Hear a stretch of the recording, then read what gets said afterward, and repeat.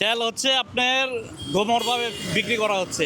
120 টাকা তেল 200 টাকা দিয়ে কিনতে হয়, 150 টাকা দিয়ে কিনতে হয়। তেল নেওয়ার জন্য যাদের জন্য আসছে তারা আসলে সবাই দেখা যাচ্ছে, অনেকে দেখবেন একবার নিচ্ছে, নিয়ে আবার পরে দেখি সিরিয়াল দিয়ে আবার আসতেছে। তেলের সংকট হচ্ছে, আগে হচ্ছে আপনার এই প্রাইভেট কার মাসে হচ্ছে আপনার 1500 টাকার তেল নিত, আর এখন হচ্ছে প্রতিদিন তেল নেয়, দিনে আপনার 10-12 তেল নিতে আসে। আর আগে বছরে মনে করেন একবার তেল নিত। আর যারা হচ্ছে আপনার তেল চালাইতো এরা দেখা গেছে সারাদিনে আপনার 500 টাকার বা 600 টাকার তেল চালাইতো।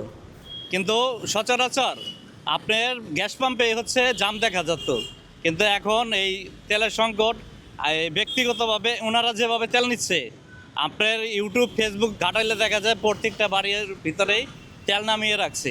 এবং কি বসুন্ধরা যে আমরা যে বাইক চালিয়ে যাই, অনেক সময় আছে আপনার খারাইলে আমাদেরকে বলে যে আপনারা কি তেল কিনবেন, যদি তেল কিনেন আমাদের কাছে তেল আছে।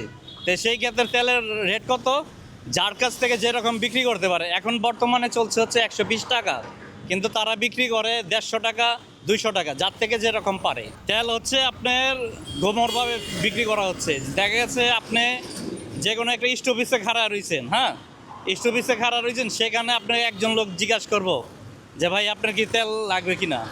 এভাবে হচ্ছে তেল বিক্রি হয়। এবং এটার সমাধান হতে পারে একমাত্র যদি সেনাবাহিনীর আন্ডারে আপনার প্রত্যেকটা গাড়িতে আপনার মাসে যারা হচ্ছে প্রাইভেট কার কতটুকু তেল লাগে সেই তেলটা মেপে দেয়, তাহলে হচ্ছে সংকট দূর হবে।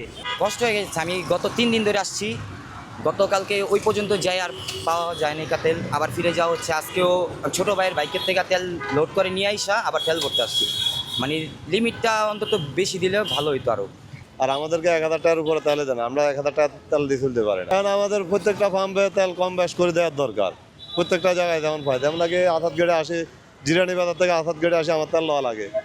পথে হয়তো ধাক্কায় আনতে হয়, নাহলে কোনো জায়গা থেকে তেল নিয়ে আসতে হয়। 120 টাকার তেল 200 টাকা দিয়ে কিনতে হয়, 150 টাকা দিয়ে কিনতে হয়। যদি বলে সরকার আসক, সরকার আসে লাইন ধরক আমাদের সাথে। জ্বালানি মন্ত্রী বলতে থেকে তেলের সংকট নাই। আর অকটেনটা তো আমাদের বাংলাদেশে উৎপাদন হয়, এটা তো বাইরের থেকে আসতেছে না। যে এটা সমস্যা হইব, এটা তো আমাদের বাংলাদেশে, তো আমাদের বাংলাদেশের তেল কেন শর্ট খাইবে? ডিজেলেরটা সংকট খাইতে পারে, অকটেন তো খাওয়ার দেখতেছি না আমরা। এটা সংকটটা হইতেছে সিন্ডিকেট আছে, সিন্ডিকেট ছাড়া তো কাম হইতেছে না। যে কোনো জায়গায় সিন্ডিকেট আছে, সিন্ডিকেট হয়ে তো এগুলা করতেছে, নইলে আগে তো এরকম সমস্যা হয় না।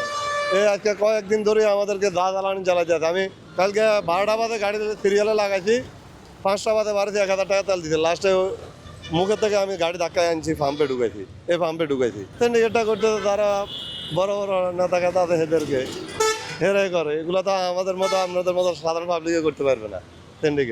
সিন্ডিকেট ধরো বড় বড় নেতারা। এটা সিন্ডিকেট ভাঙানোর জন্য কি হয়তো প্রশাসনের লোকে যদি এটা কঠোরভাবে করে, তাহলে ওদের হাতে ধরে নিয়ে তাহলে এটা ভাঙা যাবো, আর নইলে না। সেনাবাহিনীর হাতে যাই দেবো, পুলিশের হাতে গেলেও এটা 9 থেকে 15 করবো, কিন্তু সেনাবাহিনীর হাতে গেলে আমরা কই এটা শান্তি মতো আমরা তেল পাবো, আমরা ভোগান্তি ভুগবো না। এই তেল নেওয়ার জন্য যাদের জন্য আসছে তারা আসলে সবাই দেখা যাচ্ছে, অনেকে দেখবেন একবার নিচ্ছে, নিয়ে আবার পরে দেখি সিরিয়াল দিয়ে আবার আসতেছে। এরকম 2-3 জন মানে এরকম আসে, অ্যাভেলেবেল লোকজন দেখতেছে। মানে ওই মানে আমার সাথে একটা সম্পর্ক হয়ে গেছে তাদের, ভালো আসলে অনেক টাকার মামা করে ডাকে, সেই ইত্যাদি, বুঝছেন। এখন কি বলবো বলেন, এখন এই যে এটা যদি একটু স্বাভাবিক হয়ে যেত আল্লাহর রহমতে, তাহলে আমাদেরও কষ্টটা কম হতো।